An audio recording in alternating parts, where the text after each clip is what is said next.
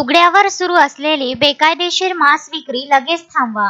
भाजपा युवा मोर्चा विधानसभा प्रमुख अखिलेश पोड. साईनगर श्रीकृष्ण पेठ येथील नागरिकांनी आमदार प्रताप अडसड यांना निवेदन देऊन केली मागणी. परसोडी रोडवर उघड्यावर सुरू असलेली बेकायदेशीर मांस विक्री त्वरित थांबवावी यासाठी भाजपा युवा मोर्चा विधानसभा प्रमुख अखिलेश पोड यांच्या उपस्थितीत साईनगर श्रीकृष्ण पेठ येथील नागरिकांनी आमदार प्रताप अडसड यांना निवेदन दिले आहे. शालेय विद्यार्थ्यांना या मांस विक्री दुकानामुळे मोठ्या प्रमाणात त्रास होत असल्याचे निवेदनात म्हटले आहे. एका शाळकरी विद्यार्थिनीवर या मांस विक्री करणाऱ्या दुकानदारांच्या चुकीमुळे त्या परिसरात वावरत असणाऱ्या कुत्र्यांनी हल्ला केला. या हल्ल्यात विद्यार्थिनीचा जीव बचावला, पण ती त्यात गंभीर जखमी झाली होती. या बेकायदेशीर बाबीमुळे संतप्त नागरिकांनी आमदार प्रताप अडसड यांना या परिस्थितीबद्दल सांगितले असता आमदार प्रताप अडसड यांनी त्वरित नगर परिषद धामणगाव रेल्वे मुख्याधिकारी, पोलीस प्रशासन धामणगाव रेल्वे